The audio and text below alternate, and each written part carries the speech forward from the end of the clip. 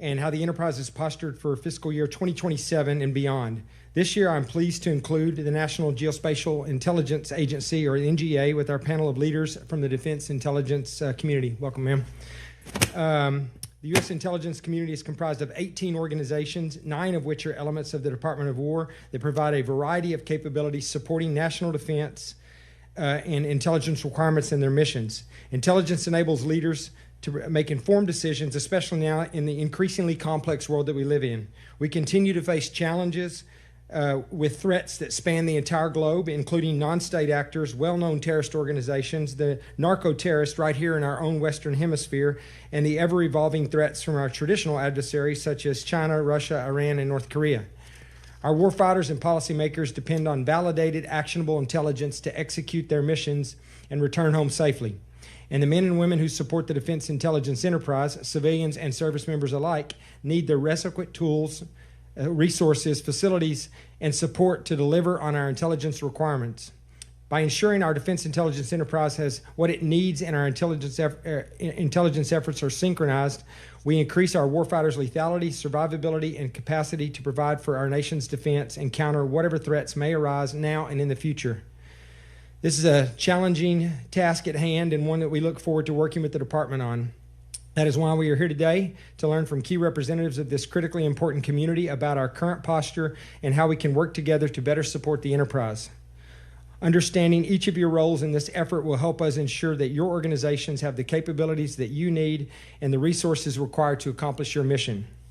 I'd like to welcome today's witnesses from the Defense Intelligence Enterprise, Mr. Bradley Hansel, Undersecretary of War for Intelligence and Security, General Rudd, Commander, U.S. Cyber Command and Director of the National Security Agency, Lieutenant General Adams, Director of the Defense Intelligence Agency, and Lieutenant General Michelle Breedenkamp, Director of the National Geospatial Intelligence Agency. In the interest of time, I ask that the witnesses keep their opening remarks to 5 minutes or less so that we have sufficient time for questions and answers. And we're hoping that some more members show up here in a minute. I apologize. We're starting anyways here, but it's been a hectic day, and no one's actually sure what's going on with the votes throughout the day. So that's part of the issue here. But with that, I once again want to thank the witnesses for being here, and I'm going to turn it over now to Mr. Crow for any opening remarks he might have.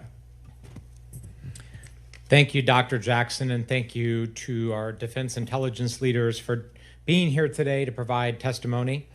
Today's hearing is about whether our defense intelligence enterprise is resourced appropriately, postured effectively, and operating as a cohesive unit.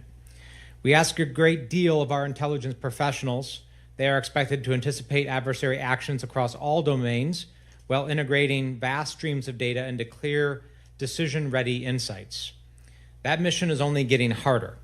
Adversaries are more agile, more networked, and more willing to exploit any vulnerabilities in our own system.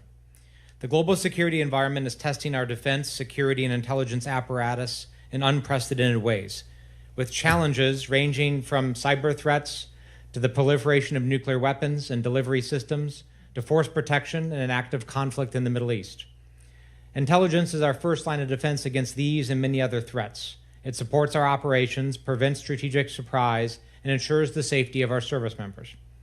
The need for an agile, capable, and synchronized defense intelligence enterprise is and one that works closely with allies and partners cannot be overstated. That's why I consistently and must again stress the importance of our alliances. Our ability to collaborate with global partners, including sharing relevant intelligence across agencies and enterprises, is part of what makes us better and stronger than our adversaries. Make no mistake, these are turbulent times that demand serious people. We built a system with deep expertise across multiple agencies and commands. That specialization is a strength, but it can also be a weakness if those entities are not fully aligned, information is not shared in real time, priorities are not coordinated, and if resources are not allocated with a unified strategy in mind. So today, I want to better understand 3 core issues. First, resourcing. Are our defense intelligence agencies funded and staffed to meet the demands of the current threat environment?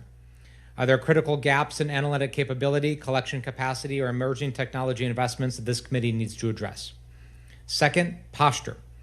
How are you positioning your organizations to respond to the most pressing challenges we face today?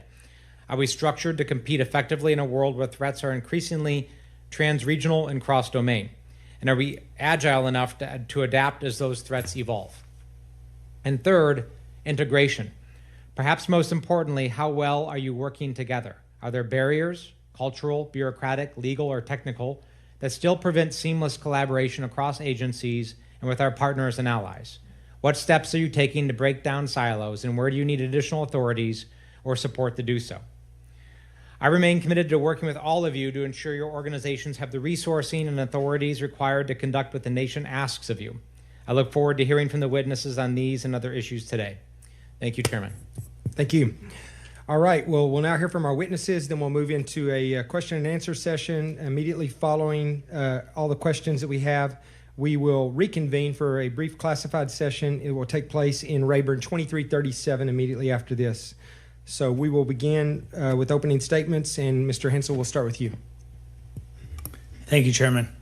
Chairman Jackson, Ranking Member Crow, and distinguished members of the subcommittee, thank you for the opportunity today to testify on the fiscal year 27 budget and the posture of the Defense Intelligence and Security Enterprise and its support to the 2026 National Defense Strategy. As the Undersecretary of Defense for Intelligence and Security, I'm honored and humbled to represent the men and women of the DICE who serve our nation. I appear before you today alongside the generals we entrust to lead our combat support agencies. With President Trump's support, we have the right leaders for the moment. In implementing the President's national security strategy, the NDS established the Department's strategic approach along 4 lines of effort.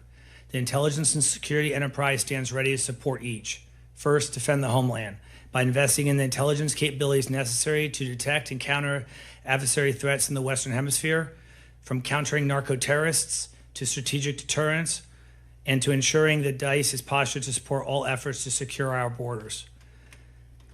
Deter China in the Indo-Pacific by funding survivable ISR capabilities, improving our targeting capability, and dramatically enhancing our collection in the theater. We also make necessary investments to ensure we can operate at the speed and scale needed in the Pacific. Increased burden sharing, as mentioned by you, Congressman, by leveraging established and emerging intelligence sharing relationships with our allies and partners to better coordinate our operations, activities, and resources, maximizing our return on investment and our ability to buy down shared risk. Supercharge the U.S. defense industrial base by strengthening the integration of the intelligence and acquisition communities, enhancing intelligence and security capabilities to protect critical technologies and supply chains, and mitigate key security risks while transforming the security strategy.